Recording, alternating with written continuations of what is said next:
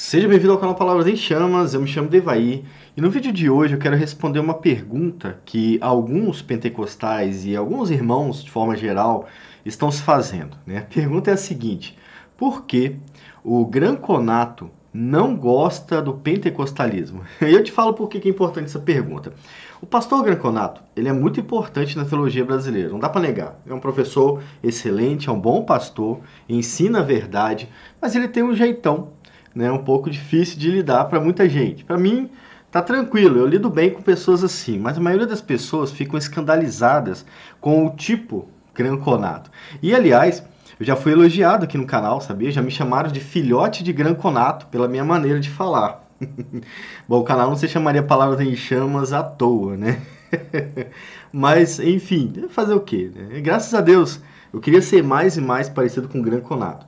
Eu não concordo com tudo que o Gran Conato ensina, tá, irmãos? Mesmo assim, eu não odeio ele. Pelo contrário, eu gosto de assistir as aulas dele. O que ele ensina é bom. Algumas coisas que ele ensina eu não concordo, mas isso não importa no final das contas, né? O importante é que ele ensina muitas coisas muito bem ensinadas, né? E se ele não é aliancista ainda, né? Isso é o problema dele. Ainda, tá, Gran Conato? Se você estiver me assistindo, eu quero que você esteja me assistindo, né? Mas eu participei de um grupo há pouco tempo atrás, não vou falar o nome dele, mas é um grupo arminiano. Eu fui excluído de lá, tá? Por causa de alguns problemas e tudo mais, mas não é isso, não é o caso. Mas eu percebi que há muito ódio, né, a respeito do Gran Conato. Gran Conato, algumas pessoas, alguns pentecostais arminianos odeiam o Augusto Nicodemos, né, não gostam do jeito dele falar e demonstram um pouco de violência a respeito dele mesmo. Teve um rapaz que chamou o vídeo do Gran Conato de porcaria, se não me engano, de lixo, alguma coisa assim. Foi um nome bem... Foi pesado, não foi isso aí não. Tá no meu celular.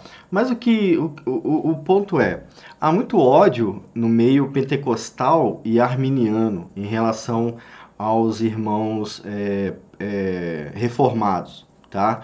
O Gran Conato é um pastor que ele fala o que ele fala na frente de todo mundo, né? E você pode ter certeza que se ele tem coragem de falar isso tudo na frente de todo mundo, ele não vai estar mentindo então, né? Ele não arriscaria toda a carreira dele para fazer isso na frente das câmeras. Então ele tem muita certeza do que ele está falando. Agora a questão do problema dele com a Assembleia de Deus e com não com a Assembleia de Deus, né? Mas com o movimento pentecostal. Vamos lá. O Gran Conato é batista, né? E os batistas valorizam muito a tradição batista. Eles são muito ligados à tradição batista. Isso não é ruim, exatamente porque a tradição batista não tem muita coisa de ruim também, né? Ali uns pontos que a gente não concorda, mas eles não são problemas, né, na verdade. Então, você ser ligado a uma tradição que não faz mal para ninguém, não tem problema. E os batistas são muito ligados à tradição e à história. Isso tudo faz parte da Igreja Batista, tá? Eles sempre foram assim. E o Gran Conato é um batista oficial. Ele é literalmente um batista, né?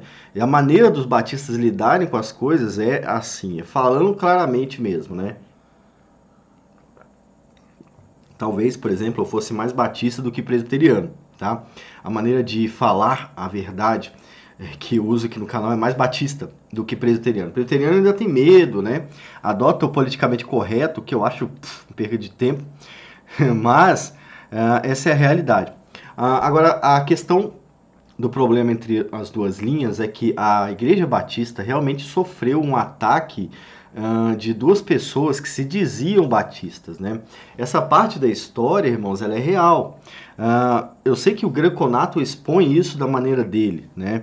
E assusta muita gente, mas ele não está falando mentira, ele está falando a realidade, tá bom? É real isso mesmo. Toda a história dos dois batistas que entraram na igreja, né, ensinando outras doutrinas e fazendo isso de forma oculta, ou seja, eles esperaram os líderes saírem e ensinaram dentro da igreja, tudo isso foi errado e foi real. Essa é a parte da história que quase ninguém quer, né? A história de todo mundo tem esses problemas. A nossa história tem isso. A minha história tem coisas que eu não lembro, né? Eu sei que é verdade, mas eu não fico lembrando. Mas muita gente não conhece a história pentecostal, entende? Não conhece porque os líderes não querem mostrar. É relevante, é importante, mas não vão te mostrar. Então é importante conhecer a história. Eu vou resumir brevemente a história para vocês ficarem pelo menos curiosos em ir lá e ver o estudo, o vídeo do Granconato, que é um pastor muito mais inteligente do que eu, né? Acontece que no início do movimento pentecostal, dois ex-batistas vieram para o Brasil e entraram numa igreja batista falando que eram missionários batistas mandados dos Estados Unidos para cá. Na realidade, eles foram expulsos da Igreja Batista por causa das novas doutrinas pentecostais. Quais são as novas doutrinas pentecostais? As duas principais. A segunda bênção, que é o batismo com o Espírito Santo. Essa doutrina não é achada na história do cristianismo até o primeiro século da humanidade. Entende? Ela não é achada na Bíblia também, não tem isso lá. Mas é uma doutrina pentecostal, né? Eu não vou entrar nesse problema agora porque a gente não pode desviar o foco. Então esses irmãos vieram para o Brasil com essa doutrina, batismo com o Espírito Santo, né, que é a segunda bênção, e o falar em línguas como prova do batismo com o Espírito Santo. Esse falar em línguas eu só encontrei até agora em um texto de Calvino, né, Calvino criticando os padres que oravam a Maria em outros idiomas, mas ele não dá detalhes. Foi o único lugar que eu achei até agora, lugar antes do movimento pentecostal vir no Brasil, né? Que era mais ou menos na mesma época, tá? O movimento pentecostal não está muito distante da reforma, não. Está distante, mas não muito, né? Então é isso que aconteceu. Eles vieram e qual seria o correto? Como ensinou muito bem o nosso irmão Rui, que é o batista que me ensina, né? Eles deveriam ter feito missões no Brasil e criado a sua igreja, né? E daí feito o evangelismo, convidado. Mas eles não fizeram isso. Eles foram direto para a igreja batista, falaram que eram missionários batistas, mentiram, né? Já está o primeiro ponto. A partir do momento que a pessoa tem que mentir para fazer alguma coisa, isso já demonstra que ele não tem o Espírito Santo, né? O Espírito Santo não é o espírito de mentira, mas eles fizeram isso, eles mentiram, né? Com isso, eles arrastaram uma boa quantidade de gente da Igreja Batista e aí criaram uma igreja própria. Você que gosta de estudar, eu quero que você procure o texto de Irineu de Leão.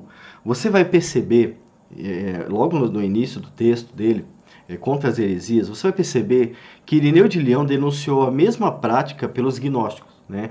Os gnósticos é que faziam isso, né? Eles iam nas igrejas, né, fingindo ser cristãos, falavam como cristãos, e eles convidavam as pessoas para o culto deles. E esse culto acontecia em outro lugar. E quando eles iam nesse culto, eles eram enganados, né? A prática foi igual, mas eu não estou dizendo que eles são gnósticos, né, os primeiros assembleianos. Não estou dizendo isso, mas a maneira de agir foi igual. Então isso foi um escândalo muito grande para Batista. Esse foi um problema muito grande para a história da Batista. Estava correndo tudo bem até que isso aconteceu. Então, para eles, isso foi uma ferida, né? E a maneira deles exporem essa ferida é dessa forma. Eu tenho um documento aqui chamado O Parecer dos 13. A gente vai dar uma olhada nesse Parecer dos 13 para a gente entender um pouco desse problema, desse mal aí. O Parecer dos 13 foi publicado em 1963 pela Casa Publicadora Batista, tá? Então tem aqui o documento em scanner para a gente ler, a gente vai dar uma olhada nele e você vai entender o tamanho do problema. Deixa eu só tirar aqui a minha tela de espera, né, e ativar aqui o botãozinho. Já curtiu o vídeo? Curta o vídeo e se inscreva no canal, tá? Então, esse é o Parecer dos 13. O que foi os 13 nesse caso? Os 13 foram 13 irmãos batistas que se reuniram para conversar a respeito do que estava acontecendo, né?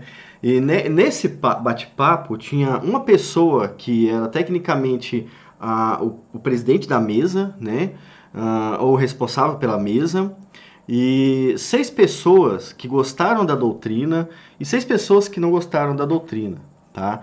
E eles conversaram durante muito tempo. Então tá aqui o documento, ó, para quem quiser ver depois. Eu não sei se eu posso deixar ele aberto para todo mundo, mas se algum batista falar aqui embaixo que eu posso, aí eu coloco o link no primeiro comentário para vocês, tá bom? Mas vamos ler aqui rapidinho para vocês entenderem. Isso que é importante, irmãos. Antes de vocês julgarem, vocês precisam conhecer a história por trás da história. Ó. Com este parecer, chega ao fim o trabalho da Comissão dos 13. Já não é sem tempo, dirá o leitor, pois faz 2 anos que os batistas brasileiros aguardam esse pronunciamento, prazo mais do que suficiente para o estudo de um problema que, desde não sabemos quando, vem intranquilizando a denominação. Isso é um texto original deles, sabe? Eu estou vendo um texto de 1963, isso não é uma invenção, isso aqui é uma ata real, tá? Tem que ser respeitado, né? E aí aqui ele vai falar quem são os 13, o que aconteceu e tudo mais. Eu quero pular aqui para as doutrinas, para a gente já ir, ó. Bosquejo histórico. Né? Eu vou ler esse bosquejo histórico para a gente entender melhor. A 44ª Assembleia da Convenção Batista Brasileira, reunida em janeiro de 1962, em Curitiba, nomeou uma comissão composta por 13 pastores e por isso chamada de Comissão dos 13, para estudar a doutrina do Espírito Santo e dar o parecer à Assembleia seguinte.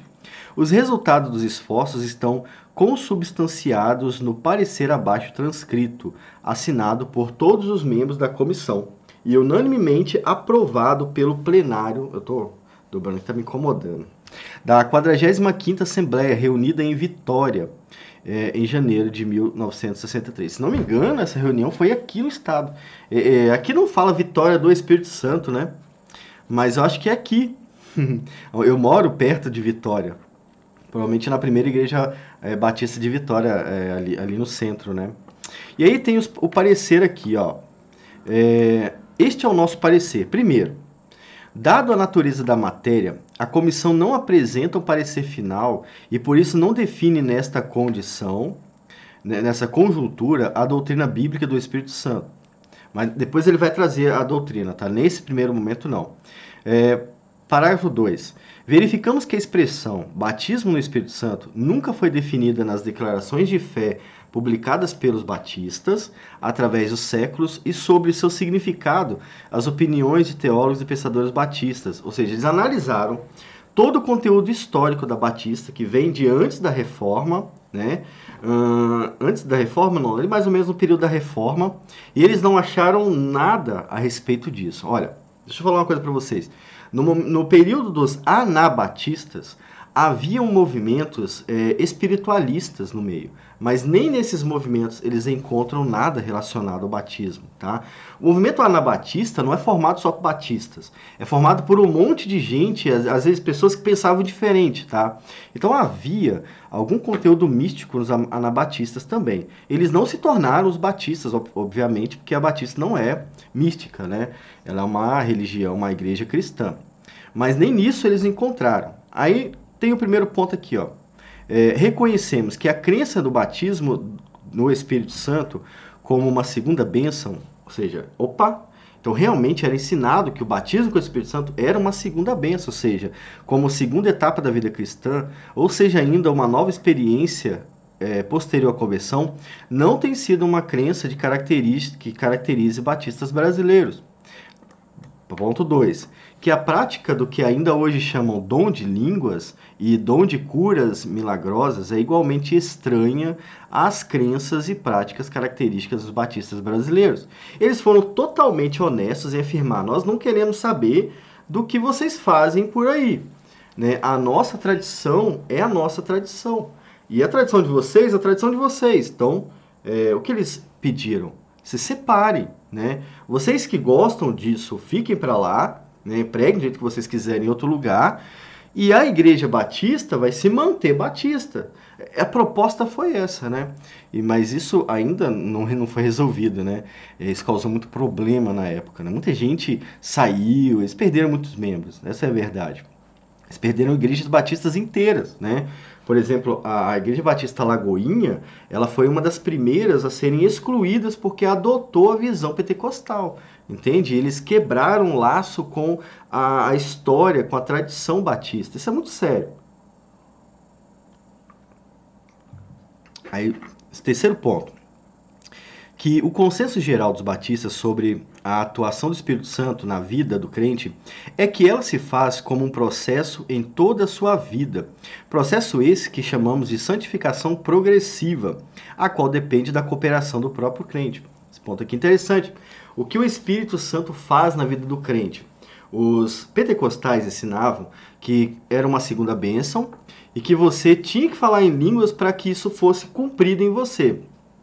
Obviamente isso nunca foi uma doutrina ensinada na igreja em lugar nenhum. Isso começa com o movimento pentecostal e os batistas já tinham uma doutrina a respeito do Espírito Santo. O problema de muitos pentecostais, deixa eu falar isso aqui de forma bem séria para vocês, é achar que nós não entendemos do Espírito Santo. Esse é o problema. A arrogância é muito grande em relação a isso. Achar que só eles entendem do Espírito Santo. Eu quero lembrar vocês de que Calvino foi chamado de o teólogo do Espírito Santo. Por quê? Calvino não falava em línguas estranhas. Calvino não recebeu uma segunda bênção, mas ele foi chamado de teólogo do Espírito Santo porque ele escrevia muito sobre o Espírito Santo.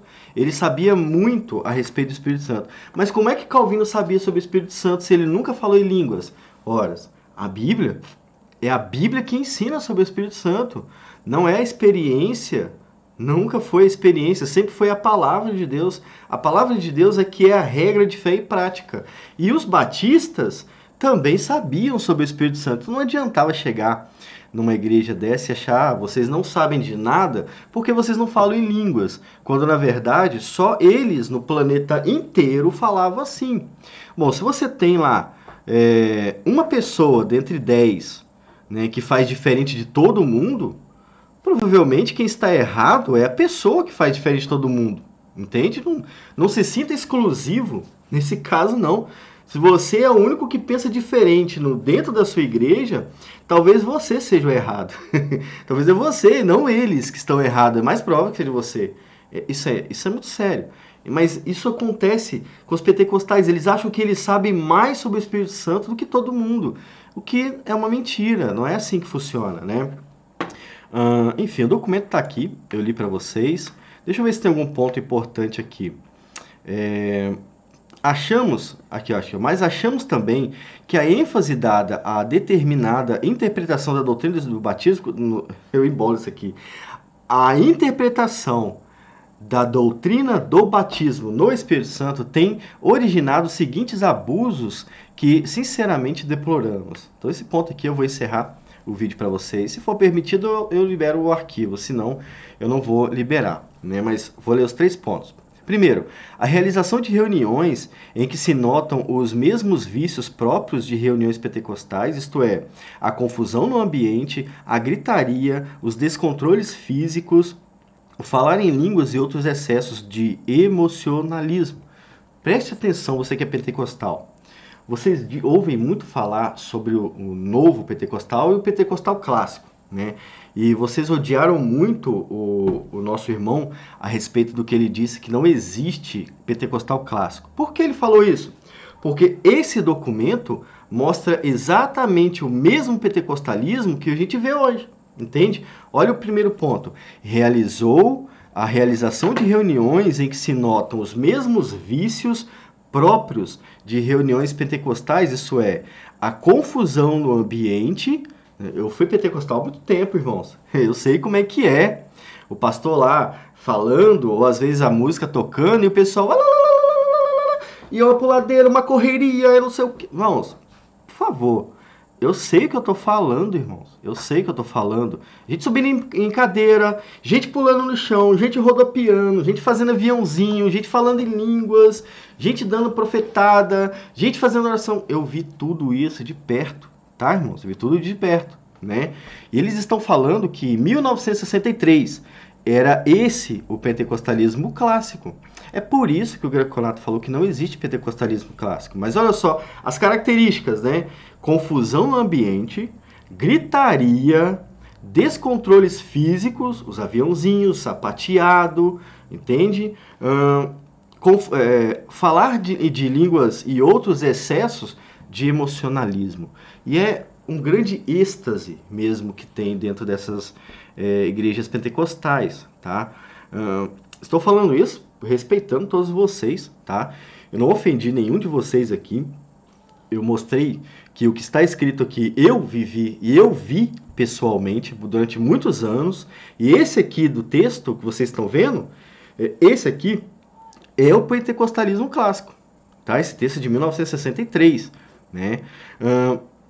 Depois, o segundo ponto, uma atitude de orgulho espiritual que não quer admitir opiniões opostas e que qualifica os que não experimentam as mesmas emoções e experiências de carnais e mundanos. Ou seja, eu falei isso agora há pouco, esse documento está falando que isso já era naquela época. Né? O orgulho, né? Espiritual, de achar que só porque ele manifesta essas coisas, ele é superior às outras pessoas. E eles não aceitam opiniões contrárias. Eu estava dizendo esses dias no meu grupo, vou falar para vocês, os pentecostais, eles são violentos contra a gente. Sabe, eu fui escolhido do grupo porque eu não gostava da Bíblia do discípulo. Né? E aí eu falei, calma rapaz, isso é um produto, né? A Bíblia do discípulo é um produto. Ela não pode estar entre eu e você. Entende? Me excluíram. Né? E falaram, que não sei o quê, né? Que você só fala mal do material. Eu falei, eu posso falar mal do material. Eu não posso denegrir você. O material eu posso. Porque o comentário não é a palavra de Deus. O comentário é a opinião desse cara que escreveu isso aqui. Eu fui excluído por causa disso aqui. Tá? O Josuka me excluiu. Né? E aí depois ele fez uma live falando mal do que eu faço aqui no canal, sendo que ele que foi intolerante e ele que me excluiu, né? Eu estava tratando todo mundo bem lá, mas olha só o orgulho espiritual aqui, pentecostalismo clássico. Por isso que o Granconato falou, não existe pentecostalismo clássico, tá bom? Tentativas ostensivas ou veladas de proselitismo entre outras igrejas, né? Então, entenderam agora por que o Granconato não gosta do pentecostalismo? Agora, uma outra pergunta que surgiu você acha mesmo que o pentecostalismo devia acabar? E isso eu quero responder para vocês. Né? O pentecostalismo não precisa acabar. Apesar de que essas doutrinas aqui eu não considero bíblicas mesmo, né? Vou ser sincero para vocês, não considero bíblicas, mas ele não precisa acabar. Ele precisa se apegar mais à Bíblia, entende? Ele precisa se apegar mais à Bíblia e começar a ensinar a Bíblia. É isso. Então, isso seria uma mudança muito grande já. E provavelmente os pentecostais parariam de sair das igrejas, né? Porque eles veriam que lá no púlpito o cara não está preocupado em ser espiritual, né? Ele está preocupado em ensinar a Bíblia. Isso é mais importante, sabe? É mais importante você ensinar do que tentar se mostrar espiritual. E as pessoas no banco iriam sentir isso, iriam dar uma acalmada. Vamos aprender o que o pastor está falando, o que o pregador está falando. Então isso seria meio que uma reforma dentro da igreja pentecostal, beleza? Então não precisaria acabar. Bom, essa foi a minha opinião, e mostrando nos documentos aqui o correto. Me tirei daqui, espero que vocês tenham gostado. Não sejam violentos como os pentecostais clássicos eram. Tentem avaliar a maneira de lidar com as pessoas que discordam de vocês. E vamos tentar amar uns aos outros, né? Já que vocês são mais bíblicos, como um rapazinho disse, né? Que um rapazinho disse aí, explicando numa lição da CPAD que eu assisti, diz ele que os pentecostais, eles seguem à risca o que está escrito, né? Ele disse que do jeito que está escrito na Bíblia, ele segue. Bom, a gente não vê isso acontecendo, né? Lamentavelmente, não vemos isso acontecendo, mas eu espero ver, né? Espero ver, tá bom? Fique com Deus, até o próximo vídeo aqui no canal Palavras em Chamas.